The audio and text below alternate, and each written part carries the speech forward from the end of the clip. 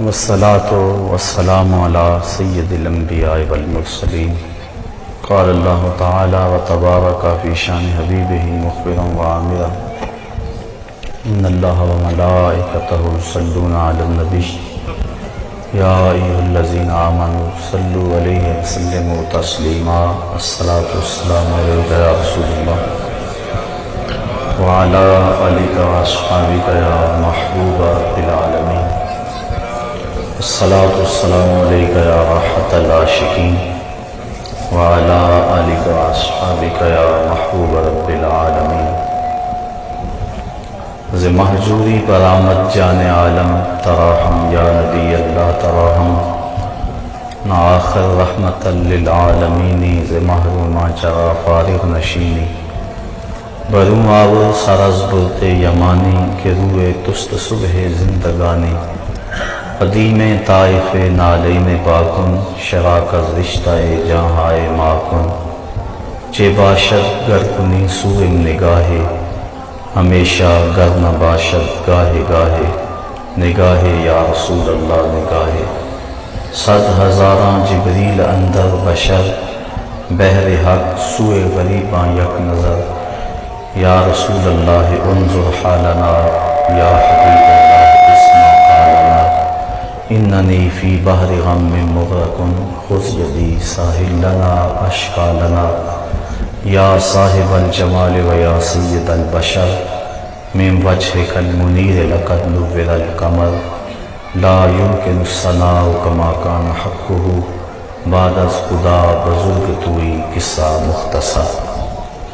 تمام حمد و ثنا تعریف و توصیف اللہ جل مجدہ الکریم کی ذات پاک کے لیے جو خالق کائنات بھی ہے اور مالک ششرہات بھی.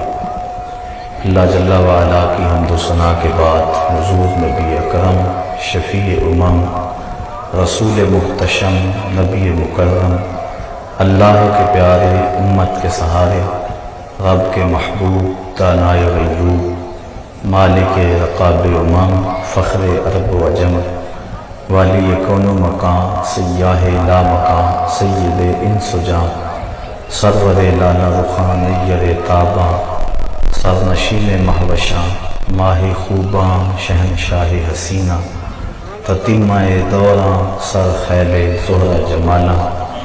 جلوہ صبح ازل نور ذات لم یزل باعث تکوین عالم فخر آدم و بنی آدم.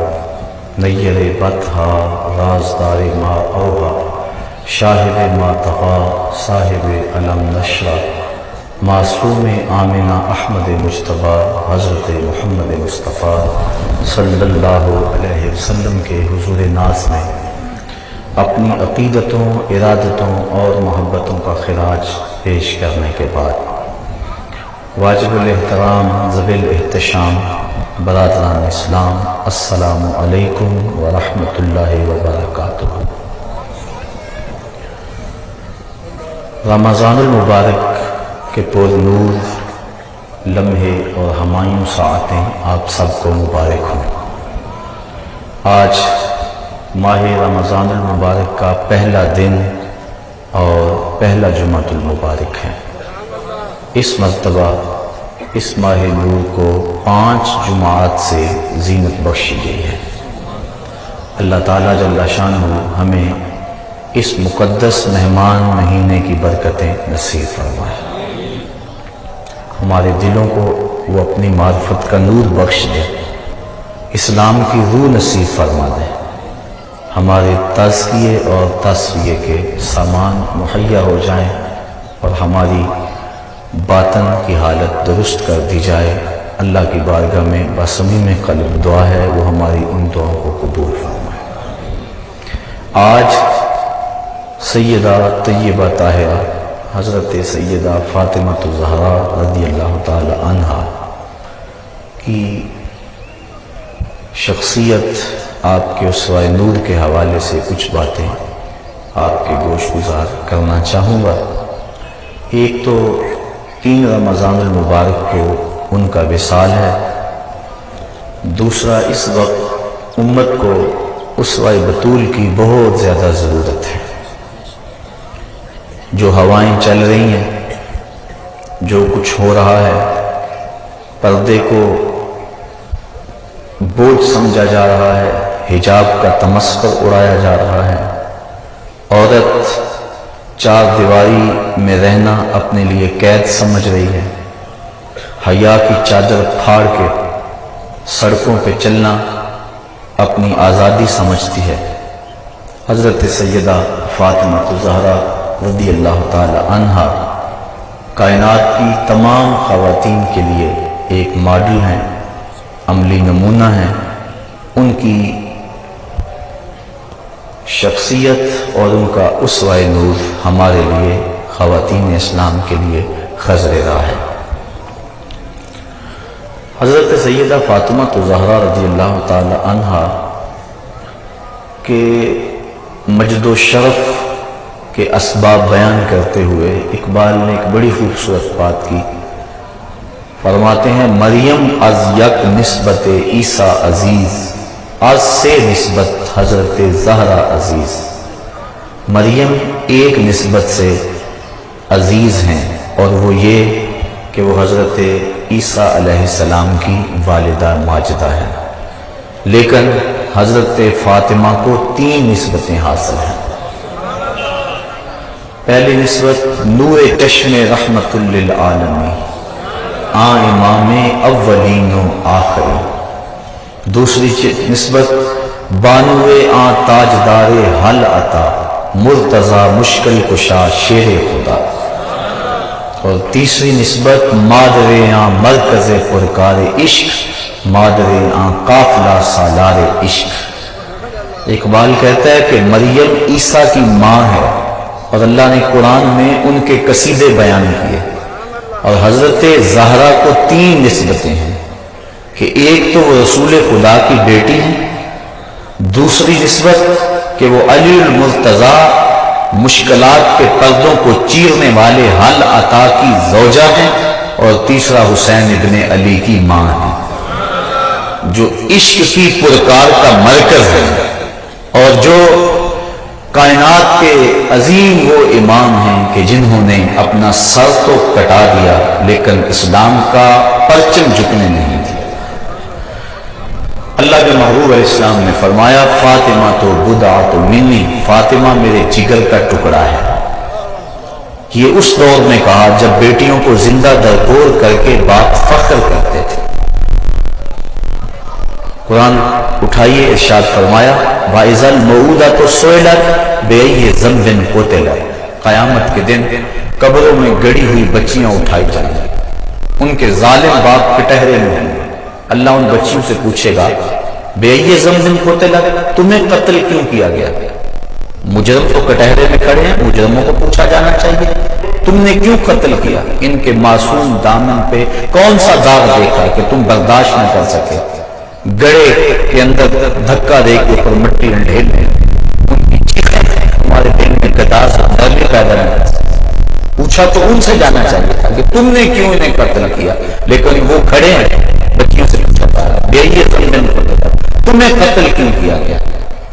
تو حضرات علماء فرماتے ہیں بیٹیوں کا قتل اتنا گھنونا جرم ہے، اللہ تعالیٰ ان کے ظالم باپوں سے بات کرنا بھی گوارا نہیں کرتا۔ یہ ہے عرب کا معاشرہ کہ بیٹیوں کو زندہ درگور کیا جائے۔ اس دور میں آج میں اپنی بیٹی کے لیے محبت کا کوئی جملہ بولوں، آپ اپنی بیٹی کے لیے کوئی پیار بھری بات کہہ دیں، یہ بڑی بات نہیں ہے، کیونکہ اس دور میں بیٹی سے پیار باپ کے سینے میں کوٹ کوٹ کے دھرا ہے۔ تبھی تو بوڑھا باپ اپنی جھکی ہوئی کمر پہ گوریاں لاد لاد کے مزدوری کر رہا ہے کہ میں نے بیٹی کے ہاتھ پیلے کرنے۔ جوان بھائی فیکٹری میں اوور ٹائم لگا رہا ہے کہ میں نے اپنی بہن کی شادی کرنی۔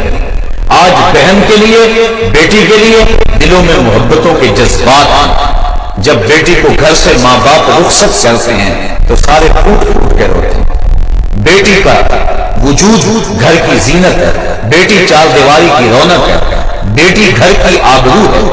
آج اگر بیٹی کے لیے محبت کا کوئی جملہ میں اور آپ بولیں تو یہ بڑی بات نہیں ہے، لیکن جب بیٹیوں کو زندہ درگور کیا جا رہا تھا اس دور میں میرے آقا کریم نے کہا بیٹیوں کو قتل کرنے والے سن لیں، تم تو قتل کر کے فخر کرتے ہو، تم تو قتل کر کے آسودہ ہو جاتے ہو، لیکن میری بیٹی تو میرے جگر کا ٹکڑا ہے۔ حضور نے یہ محبت دی۔ جب سیدہ فاطمہ حضور علیہ السلام کی خدمت میں حاضر ہوتی تو حدیث میں آتا ہے فَأَجْلَسَهَا فِي مَجْلَسِهِ، حضور نے اپنی مسند پہ بٹھا اٹھ کے استقبال کہہ کر مرحبا کہہ کے پکارتے۔ اللہ اکبر۔ اور سیدہ فاطمہ الزہرا رضی اللہ تعالی عنہا نے بھی اپنے باپ کے ساتھ محبتوں کی جو داستانیں رقم کی ہیں، باپ اور بیٹی کا رشتہ، اللہ اکبر۔ نبوت کا آغاز ہوا تو یہ پھول کھلا۔ 41 سال عمر ہے حضور کی کہ سیدہ فاطمہ الزہرا کی ولادت باسعادت ہوئی، اور پھر 3 سال تک اللہ کے محبوب خاموشی سے تبلیغ کرتے رہے۔ پھر جب حکم ہوا لوگوں تک پیغام پہنچائیں، دعوت رشد و ہدایت دی جانے لگی، لوگوں نے حضور کے ساتھ جو سلوک کیا کوئی بھی اہل ایمان اس سے بے خبر نہیں۔ کھدے ہوئے گڑے، بچھتے ہوئے کانٹے، اجریاں، کیا کچھ نہیں کیا گیا، کن کن راہوں سے حضور نہیں گزرے۔ آج تو ہمارے لیے دین بڑا آسان ہے۔ ہم مسجد میں آئے تو اے سی لگے ہوئے تھے، سردیوں میں گرم پانی دستیاب تھا، ہمارے لیے قالین بچھے ہوئے، ہم نے مشکل نہیں سہی اس دین کے لیے۔ لیکن پوچھو ان سے جنہوں نے اس دین کے لیے طائف کے بازاروں سے اپنے پتھر کھائے، اس دین کے لیے انہوں نے دکھ سہے، اذیتیں سہی، حضور علیہ السلام پر اجری ڈال دی جاتی ہے۔ حضرت سیدہ فاطمہ الزہرا رضی اللہ تعالی عنہا نے جب دیکھا ننھی عمر ہے، 9-10 سال کی عمر ہے، کہ دیکھا کہ کافر حضور کے جسم اطہر کے اوپر اجری ڈال گئے، تو وہ آئیں اور حضور کے سر سے اجری کو اتارا اور سر انور کو دھو رہی ہیں اور ساتھ رو رہی ہیں۔ کبھی حضور کے جسم پر اس قدر پتھر مارے جاتے ہیں کہ جسم لہو لہان ہو جاتا ہے، خون رکنے نہیں پاتا۔ معصوم بچی حضرت سیدہ فاطمہ الزہرا رضی اللہ تعالی عنہا، وہ چٹائی جس چٹائی پر سجدے کیا کرتی تھی، کھجور کا بنا ہوا وہ مصلی، اس کو جلا کر اس کی راکھ حضور کے زخموں میں ڈالتی ہیں تاکہ حضور کا خون رک جائے۔ آقا کریم علیہ السلام سے کبھی شکوہ نہیں کیا۔ بیٹیاں باپ سے مطالبہ کرتی ہیں، لیکن تاریخ بتاتی ہے کہ سیدہ فاطمہ حضور سے کبھی کوئی مطالبہ نہیں کیا۔ ایک دن انتہائی بے تابی میں حضور کی خدمت میں حاضر ہوئے۔ آقا کریم علیہ السلام سے عرض کی کہ حضور بھوک اس قدر ہے کہ مجھ سے اب برداشت نہیں ہو رہی، آپ اللہ کی بارگاہ میں دعا کریں کہ میرے اس دکھ کا مداوع ہو جائے۔ آقا کریم جب بیٹی کو بھوک اور پیاس کی حالت میں تڑپتے ہوئے دیکھا، کونین کے خزانوں کا مالک اگر چاہتا تو جنت سے خوشش حضور کھینچ کے زمین پہ لے آتے اور فاطمہ کا گھر پھلوں سے بھر دیتے، انہیں ایک لمحہ کی بھوک بھی برداشت نہ کرنا پڑتی۔ لیکن آقا کریم نے سیدہ فاطمہ کی پشت پہ ہاتھ پھیرا اور ساتھ دعا دی، اے اللہ میری بیٹی فاطمہ کو بھوک ستایا نہ کرے۔ سیدہ فرماتی ہیں کہ بھوک تو موجود رہتی، لیکن بھوک کی وجہ سے وہ جو تکلیف کا احساس ہوتا وہ ختم ہو گیا حضور کے ہاتھ پھیرنے کی وجہ سے۔ اللہ اکبر۔ تو آقا کریم علیہ السلام کی یہ شہزادی گھر میں کئی دنوں فاقوں سے کاٹ دیتے ہیں۔ امام منذری نے الترغیب والترہیب کے اندر لکھا ہے کہ ایک دن محبوب خدا صلی اللہ علیہ وآلہ وسلم بھوک کی شدت میں مسجد نبوی سے باہر نکلے، آگے شیخین کھڑے تھے، 2 اور صحابی اور آپ موجود ہوئے۔ چلتے چلتے حضرت ابو ایوب انصاری کے گھر کے قریب سے گزرنے لگے تو وہ خوشبو رسول سونگھ کے جلدی جلدی گھر سے باہر آ گئے۔ آقا کریم علیہ السلام سے عرض کی، حضور آپ میرے مہمان بن جائیں، چند لمحوں کے لیے مجھے میزبانی کا شرف بخش دیں۔ آقا کریم فرمایا، ابو ایوب تمہاری مرضی۔ وہ حضور کو گھر لے گئے، چٹائی بچھائی، بٹھایا، بکری کا بچہ ذبح کر کے اہل خانہ کو دیا، جلدی جلدی کھانا تیار کرو، میرے آقا کو بھوک لگی ہے۔ امام منذری لکھتے ہیں کہ جب واپس حضور کی خدمت میں حاضر ہوئے، گھر والوں کو کھانا بنانے کا کہنے کے بعد، تو کیا دیکھا کہ حضور کے چہرے پہ آثار نقاہت ہیں، بہت زیادہ کمزوری کے آثار ہیں۔ جلدی سے گئے، کہیں سے کھجوروں کا ایک خوشہ لے آئے اور حضور کے سامنے رکھتے ہوئے عرض کی، حضور کھانا پکنے میں دیر ہے، اتنی دیر تک یہ کھجوریں تناول فرمائیں۔ پھر تھوڑی دیر کے بعد کھانا جب دسترخوان پہ لگ گیا، آقا کریم علیہ السلام کی نظر جب کھانے پہ پڑی تو حضور کی آنکھیں چھم چھم برسنے لگی۔ پھر ایک روٹی پکڑی اور چند بوٹیاں لی اور ایک غلام کے ہاتھ میں دیتے ہوئے کہا، جاؤ ہمارے گھر دے آؤ، میری بیٹی فاطمہ کتنے دنوں سے بھوکی بیٹھی، مال کے کونین ہیں وہ پاس کچھ رکھتے نہیں، دو جہاں کی نعمتیں ہیں ان کے خالی ہاتھ میں، مہینہ مہینہ گھر میں چولہا نہیں جلتا، لیکن اس کے باوجود زبان پہ شکوہ نہیں ہے۔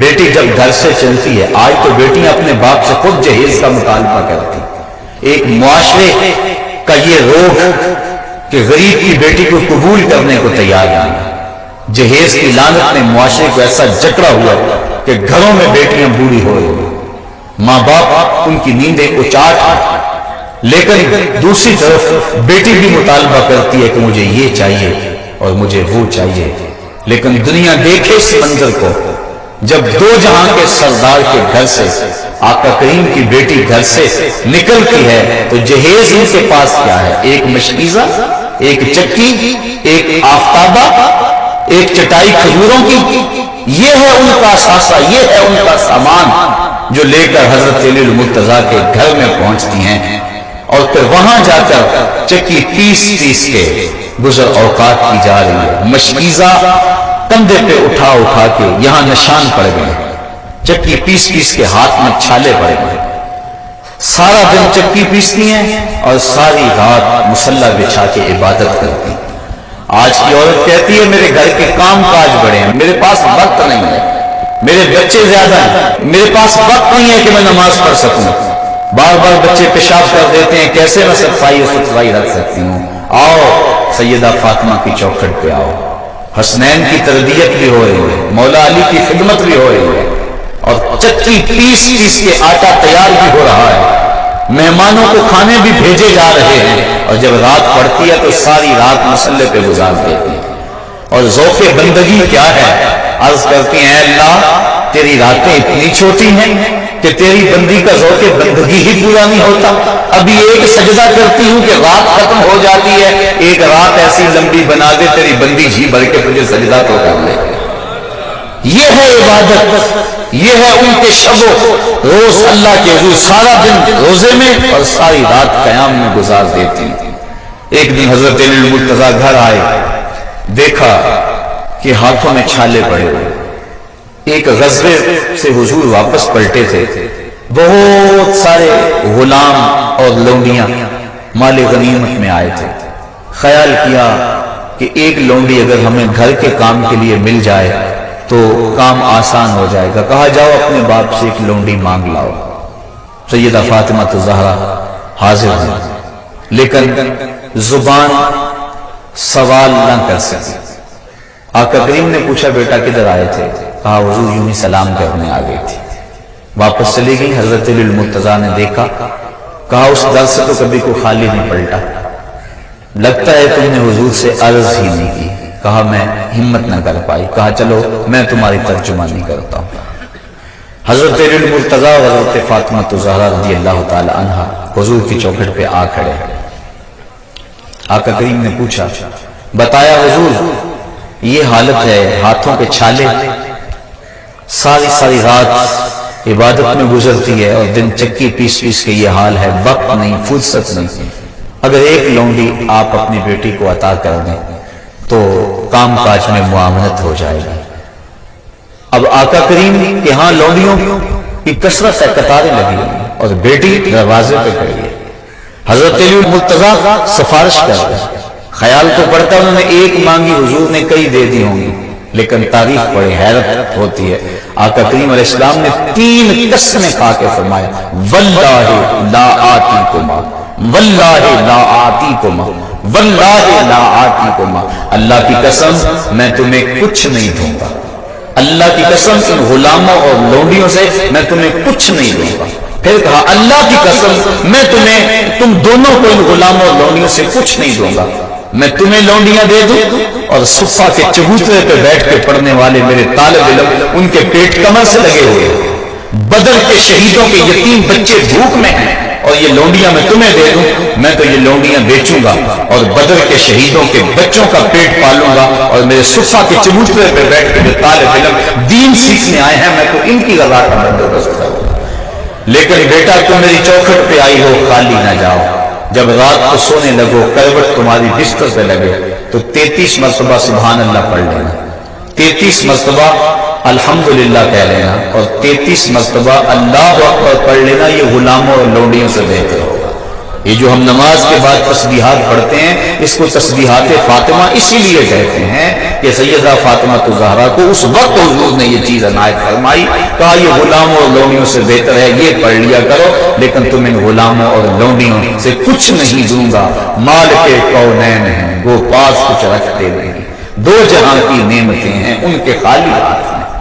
تو حضور علیہ السلام سیدہ فاطمہ الزہرا رضی اللہ تعالی عنہا کو ان غلاموں اور لونڈیوں سے کچھ نہیں دیا۔ آقا کریم اپنی بیٹی سے بے پناہ محبت کرنے کے باوجود حضور نے ان کو اس انداز کے ساتھ جو ہے وہ جواب دیا تاکہ ان کا تعلق دنیاوی مال و اسباب سے نہ ہو بلکہ ان کا سارا تعلق اپنے رب کے ساتھ ہو، اور یقیناً وہ بھی یہ چاہتی تھی، انہوں نے بھی کبھی زبان پہ حرف شکایت نہیں لائی۔ یہ حضرت المرتضیٰ کے کہنے پہ اگر حاضر بھی ہوئی تو آقا کریم نے فرمایا کہ میں تجھے ان میں سے کچھ نہیں دوں گا۔ حضرت سیدہ فاطمہ الزہرا رضی اللہ تعالی عنہا راتوں کو اٹھ کے کثرت کے ساتھ اور دن کو بھی مصلی بچھا بچھا کے رویا کرتے تھے۔ ایک دن حسنین کریمین نے پوچھا کہ امی آپ کثرت سے کیوں روتی ہیں، کیا مسئلہ ہے؟ تو سیدہ فاطمہ الزہرا نے عرض کی کہ بیٹو مجھے تمہارے نانے کی امت کا غم رلا رہا ہے، یہ امت کی غم خاری کا عالم ہے سیدہ فاطمہ الزہرا رضی اللہ تعالی عنہا کا۔ اپنے پیٹ بھوکے ہیں لیکن اگر دروازے پہ سائل آیا تو وہ خالی نہیں موڑا جا رہا۔ ایک دن پورا گزر گیا فاقے سے، تو کھانا تیار ہوا، حسنین کو دیا، حضرت علی المرتضیٰ کو دیا، خود کھانے لگی تو دروازے پہ دستک ہو گئی۔ سائل نے کہا میں 2 دن سے بھوکا۔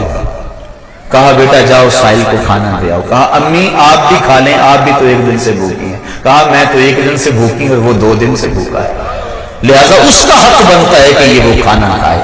اپنا پیٹ کاٹ کاٹ کے لوگوں تک جو ہے وہ پہنچاتے رہے، یتیم کو، مسکین کو، اسیر کو راہ خدا کے اندر لٹاتے رہے۔ اپنے جو لباس پہنا ہوا تھا حضرت سیدہ فاطمہ الزہرا نے، اس کے اوپر 12 پیبند لگے تھے اور جو اونٹ کی اون کا وہ بنا ہوا تھا اور 12 پیبند اس کے اوپر لگے تھے۔ یہ استغنا کا عالم ہے۔ تو سیدہ فاطمہ الزہرا رضی اللہ تعالی عنہا کو جس روپ کے اندر بھی دیکھو آپ بے مثال اور بے مثل نظر آ رہی ہیں۔ بیٹی ہونے کی حیثیت سے دیکھو تو جو اعزاز ان کو حاصل ہے کائنات کی کسی اور عورت کو حاصل نہیں ہے۔ اللہ اکبر۔ اور اگر بیوی ہونے کی حیثیت سے دیکھو تو شہزادی کونین ہونے کے باوجود حضرت علی المرتضیٰ کے گھر میں جب پہنچتی ہے تو خدمت میں کوتاہی نہیں آنی ہے۔ آج بڑے گھر کی کوئی عورت شادی ہونے کے بعد کہتی ہے کہ میں تو کبھی کام کاج اپنے میکے گھر کیا نہیں تھا، لہٰذا میں خامد کی خدمت اور شوہر کی اطاعت کیوں بجانا ہوں؟ لیکن حضور سے بڑا گھر کس کا ہو سکتا ہے؟ شہزادی کونین ہیں، جب یہاں حضرت علی المرتضیٰ کے گھر گئی ہیں، حضرت علی المرتضیٰ کی خدمت کو اپنا شعار بنایا ہوا ہے۔ اور آقا کریم نے 4 اشخاص کے بارے میں فرمایا کہ جنت میں جانے سے انہیں کوئی چیز نہیں روک سکتی، ان میں سے ایک فرمایا وہ عورت جس نے اس حال کے اندر موت پائی کہ اس کا خامد اس سے راضی تھا۔ فرمایا جنت کے جس دروازے سے چاہے گزر جائے اس کو کوئی روکنے والا موجود نہیں ہوگا۔ اللہ اکبر۔ ماں ہونے کی حیثیت سے یہ عورت کا اہم ترین روپ ہے، اہم ترین روپ عورت کا ماں کا روپ ہے۔ ماں کی آغوش میں ایک قوم پلتی۔ ایک مفکر نے کہا تھا مجھے اچھی مائیں دے دو میں تجھے ایک بہترین قوم دے دیتا ہوں۔ تو ماؤں کے لیے اسوہ اگر ہے تو وہ سیدہ فاطمہ الزہرا کا روشن اسوہ ہے۔ اقبال کہتا ہے مزرعے تسلیم را حاصل بطول، مادرا را اسوہ کامل بطول۔ ماؤں کے لیے اگر کوئی کامل اسوہ موجود ہے تو وہ سیدہ فاطمہ الزہرا کا اسوہ موجود ہے۔ سیدہ فاطمہ الزہرا نے قرآن کی لوریاں دے دے کے حسنین کریمین کی پرورش کی۔ کربلا کے تپتے ہوئے ریگزار میں یزیدوں کے مقابلے میں پوری قوت کے ساتھ جو کھڑے رہے، قضا تیرے برہنہ لیے خوف زدہ کرتی رہی، لیکن حسین کے پائے استقلال میں لغزش نہیں آئی۔ 72 لاشیں کٹ کٹ کے گرے اور کندھوں پہ اٹھا کے خیموں تک لے آئے، لیکن زبان سے اف تک بھی نہیں ہوئی، ہائے کا لفظ بھی زبان پر نہیں آیا۔ یہ استقامت، یہ جرأت یہ حسین ابن علی کی جو تربیت فاطمہ الزہرا نے کی ہے یہ اس کے اثرات تھے. انہوں نے بھوک کاٹ لی، پیٹ پہ پتھر باندھ لیے، ہاتھوں میں جو ہے وہ چھالے پڑ گئے چکی پیس پیس کے، لیکن حرف شکایت لوگوں پر نہیں آیا تھا. جس ماحول میں پرورش پائی تھی آج اس کے اثرات دیکھنے میں آ رہے ہیں. 72 افراد 36,000 افراد کے سامنے تنے تنہا کھڑے ہیں، اور حضرت امام علی مقام کے پائے ثبات میں لغزش اور لرزش نہیں آ رہی ہے. یہ ہے سیدہ فاطمہ الزہرا کی تربیت کہ انہوں نے ان کو دودھ بھی پلایا تو قرآن کی لوریاں دے دے کے بلایا. جب ان کی تربیت کی باری آئی تو سیدہ فاطمہ نے قرآن کی لوریاں دی اور دودھ پلایا، اور جب اس پر عمل کا موقع پڑا تو حسین ابن علی نے اس تربیت کی لاج رکھی، نیزے کی نوک پکڑ کے قرآن سنایا. نبی کے گھر کی ہے عظمت نبی سے سنتے ہیں، علی کے گھر کی ہے عزت علی سے سنتے ہیں. وہ جس نے معزز کیا گھرانے کو، حسین پال کے جس نے دیا زمانے کو. تو سیدہ فاطمہ الزہرا کا وجود ماؤں کے لیے ایک روشن اسوہ ہے.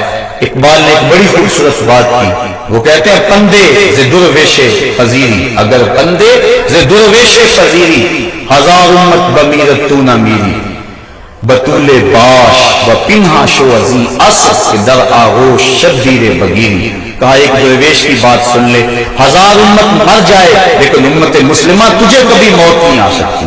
اور وہ نصیحت اور پند کیا ہے؟ کہا بطول بن جا اور زمانے کی نظروں سے پوشیدہ ہو جا، پھر تیری وہ آغوش میں بھی حسین جیسے بچے جنم لیں گے. تو بطول بن جا، بطول کی جانشین بن جا اور اپنے پردے کی حفاظت کر. پردے کی حفاظت کے باب میں سیدہ فاطمہ الزہرا کا جو کردار ہے کائنات کے اندر ایک ایسی مثال ہے کہ جس کی مثل موجود نہیں ہے. آقا کریم علیہ السلام نے جب صحابہ سے پردے کے بارے میں پوچھا تو کسی نے کچھ کہا، کسی نے کچھ کہا، تو حضرت علی المرتضیٰ حضرت فاطمہ الزہرا کے پاس چپکے سے چلے گئے اور جا کے پوچھ کر کے آ کے بتایا. تو آقا کریم نے کہا یہ تو میرے بیٹی کی بات لگتی ہے. تو انہوں نے کہا کہ عورت کے لیے بہترین پردہ یہ ہے کہ نہ وہ کسی کو دیکھے اور نہ اس کو کوئی دیکھے. بلکہ سیدہ فاطمہ الزہرا کو سب سے زیادہ پریشانی یہ تھی. حضرت اسماء بنت امیس رضی اللہ تعالی عنہا ان کو اکثر کہا کرتی تھی کہ مجھے یہ پریشانی ہے کہ جب بندہ مر جاتا اور اس کے اوپر چادر ڈال کر چارپائی کو اٹھا کے قبرستان کی طرف لے جاتے ہیں تو جب جھٹکے لگتے ہیں تو جسم جنبش کرتا ہے، جس سے عورت کے وجود کا اظہار ہوتا ہے. میں سب سے زیادہ اس پریشانی میں ہوں کہ اس وقت تو بندہ بے بس ہوتا ہے تو اس وقت ہی جو ہے وہ جسم کے ساتھ تک لوگوں کو نظر نہ آئے. تو حضرت اسماء بنت امیس کہتی ہیں کہ حبشے کے اندر لوگ ایسے کرتے ہیں کہ وہ کھجور کے ڈنڈے باندھ کر چارپائی کے ساتھ اوپر کپڑا ڈال دیتے ہیں. کہتے ہیں میں نے باقاعدہ وہ نقشہ بنا کر دکھایا کہ کمان کی شکل کے اندر چارپائی سے ایک ڈنڈا باندھا اور دوسری جمع باندھ دیا، پھر اس طرح باندھا، اور اس طرح میں نے جو ہے وہ دکھایا اور اس کے اوپر کپڑا ڈال دیا. تو سیدہ فاطمہ الزہرا کا اضطراب ختم ہوا. کہا مجھے سب سے بڑی پریشانی یہ تھی کہ بعد از انتقال میرے پردے کا کیا ہوگا. اب تم نے یہ جو آئیڈیا دیا ہے، یہ جو موجودہ ڈولی ہے جنازے کی، یہ آئیڈیا حضرت اسماء بنت امیس کا ہے اور اس کو پاس حضرت فاطمہ الزہرا نے کیا ہے. اور اس سے مرد اور عورت کے جنازے کا فرق بھی سمجھ میں آ جاتا ہے اور جو ہے وہ عورت کے اعضاء بھی نہیں جھلکتے، سامنے نہیں آتے اور جسم بھی نظر نہیں آتا. تو سیدہ فاطمہ الزہرا کہتی تھی کہ مجھے اس بات کا ڈر لگتا ہے کہ انتقال کے بعد کیا ہوگا. اللہ تعالیٰ جل شانہ نے ان کو ایک راستہ دے دیا اور یہ ہے ان کے پردے کی کیفیت. آج کی عورت پردے کو بوجھ سمجھتی ہے، پردے کو اپنے لیے عذاب سمجھتی ہے، اپنے گھر کی اونچی اونچی چار دیواری کو اپنے لیے قید خانہ سمجھتی ہے.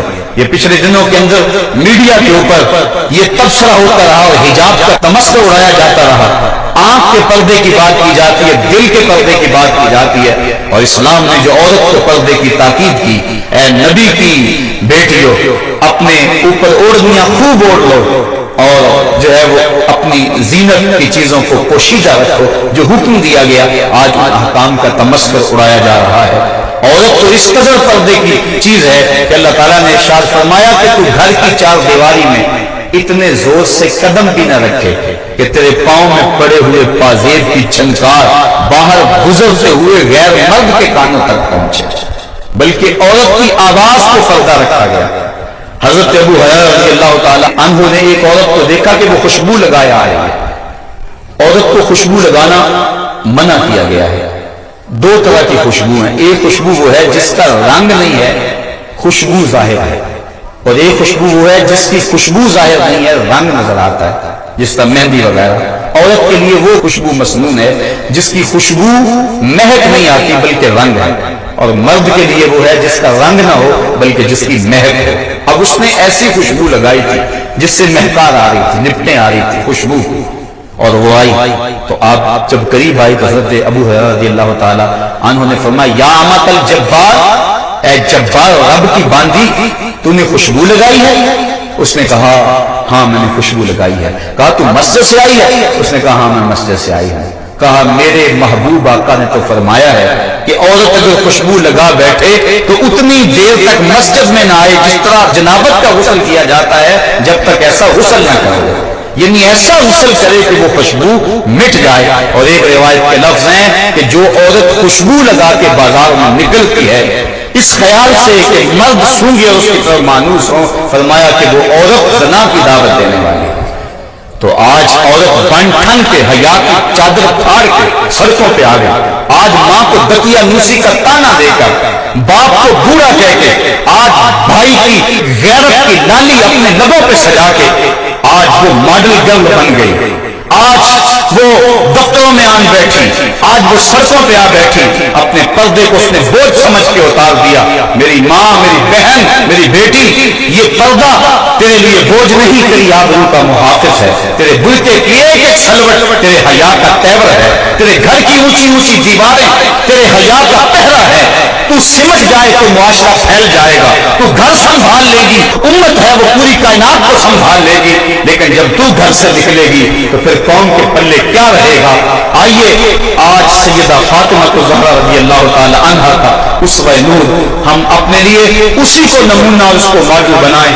اسوہ بطول ہمارے لیے زندگی کی بہاریں ہیں۔ آج کی عورت اگر سیدہ فاطمہ الزہرا کے نقوش پا کو اپنے لیے راہ بنا لے تو آج کی وہ بہترین عورت ہے اور ایک اچھا معاشرہ تشکیل پا سکتا ہے۔ آج ہمارے معاشرے کے اندر بے پردگی کی وبا پوری قوت کے ساتھ جاری و ساری ہے۔ سیدہ فاطمہ الزہرا رضی اللہ تعالی عنہا کا اسوہ نور ہمارے لیے خضر راہ، اللہ تعالی ہمیں ان کی راہوں کا مسافر بنائے اور قوم کی بیٹیوں کو زندگی کے شب و روز ان کے طریقے کے مطابق گزارنے کی توفیق عطا فرمائے۔